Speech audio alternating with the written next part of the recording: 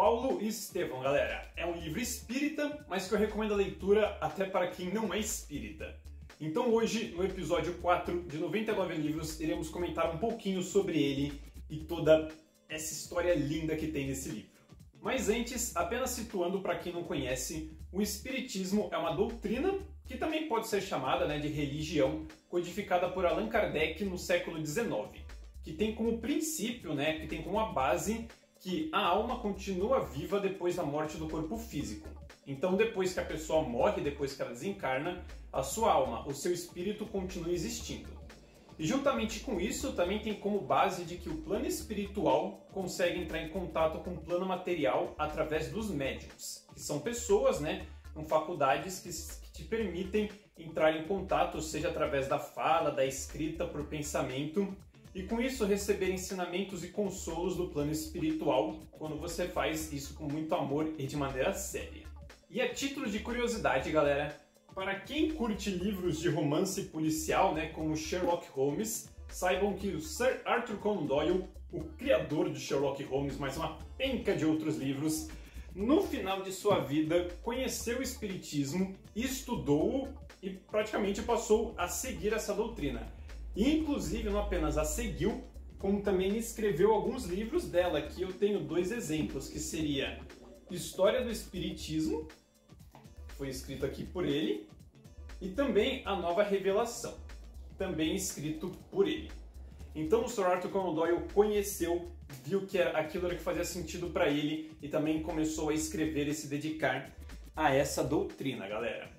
E como eu disse, o Espiritismo tem como base essa comunicação entre o plano espiritual e o plano material que se realiza através dos médiums. E nos últimos tempos, o maior médium e também mais humilde que nós tivemos a honra de conhecer foi Chico Xavier, que fez uma obra de caridade imensa, foi assim um exemplo de pessoa, de como nós temos de ser.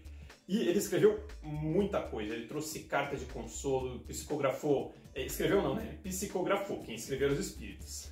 Então ele psicografou cartas de consolo, psicografou receitas médicas, livros, instrução, uma penca de coisa. E muitos desses escritos também eram romances. E lembrando que quando eu falo romance, eu me refiro a uma história, e não a uma coisa necessariamente romântica. E um desses romances que ele psicografou foi este aqui, chamado Paulo e Estevão, que foi escrito pelo espírito do Emmanuel e publicado originalmente em 1941. E o que esse livro aqui conta, galera?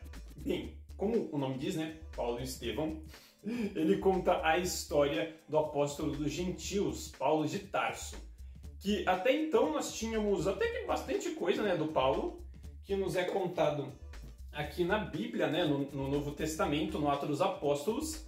Nós temos um pouco de que a gente sabia que ele perseguiu os cristãos, e aí quando estava indo a Damasco, teve o seu encontro com Jesus aparecendo para ele, e ele se converteu imediatamente ao cristianismo, e enquanto dedicou metade da sua vida, basicamente, para perseguir os cristãos, dedicou a metade seguinte a pregar o evangelho e, acima de tudo, a vivenciar o evangelho.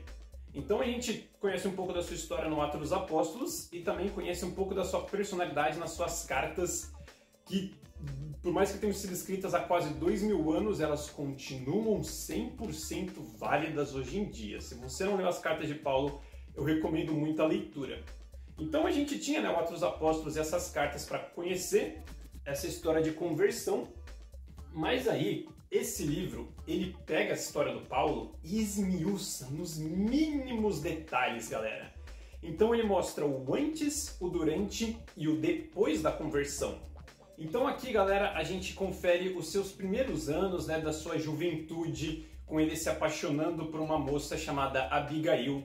Também mostra os seus primeiros anos já começando a sua carreira, no Sinédrio, estudando absurdos a lei de Moisés, porque ele era uma pessoa que realmente manjava muito das leis, e era por isso que ele pregava tão fortemente, a lei de Moisés, e perseguia tanto Cristo. Porque como ele não conhecia direito os ensinamentos de Jesus, ele apenas via uma pessoa que basicamente não pregava exatamente as leis que Moisés tinha prescrito, mas pregava uma lei diferente, uma lei de amor, uma lei de tolerância, uma lei de ajudar o próximo, que, embora essas coisas já tivessem na lei de Moisés, já tivessem lá desde os primórdios, ele também pregava isso para todo mundo abertamente. Só que como ele era um defensor ferrenho do Antigo Testamento, que na época era só Testamento, né, porque ainda não tinha o Novo, ele passou a perseguir os cristãos. Então a gente confere o início dessa perseguição, o início também da Casa do Caminho, que foi praticamente a primeira igreja, né, fundada por alguns dos apóstolos, incluindo Pedro, onde eles atendiam as pessoas. E aí mostra a conversão dele nas portas de Damasco, que é uma coisa linda. Mostra também o seu encontro com Estevão, que é um ponto-chave na conversão de Paulo. Tanto é que o livro não se chama apenas Paulo, se chama Paulo e Estevão. Que inclusive o Estevão também aparece no Atos dos Apóstolos, mas aqui a gente confere muito mais de sua vida. Então é realmente uma coisa muito bonita, porque também mostra todo o seu testemunho depois da conversão. Porque enquanto ele fazia os outros sofrerem enquanto perseguidor, agora como perseguido ele sofria demais. Ele literalmente era preso injustamente, o cara era apedrejado, chicoteado, torturado, faziam tudo com ele pura e simplesmente para ele negar Cristo. Mas ele se mantinha firme, pedia para Deus força e viajava praticamente todo mundo ao redor, para pregar o evangelho, e onde quer que ele fosse, ele sempre plantava lá uma sementinha do cristianismo para que lá surgisse uma igreja que não é necessariamente uma igreja, uma construção gigantesca, não apenas uma casa onde as pessoas se reunissem e falassem sobre Jesus, ajudassem o próximo. Que inclusive nessas igrejas que ele ia fundando, depois de uns anos, ele começou a escrever as cartas para essas igrejas para ajudá-las, né, levar conselhos, que inclusive fala das cartas aqui também.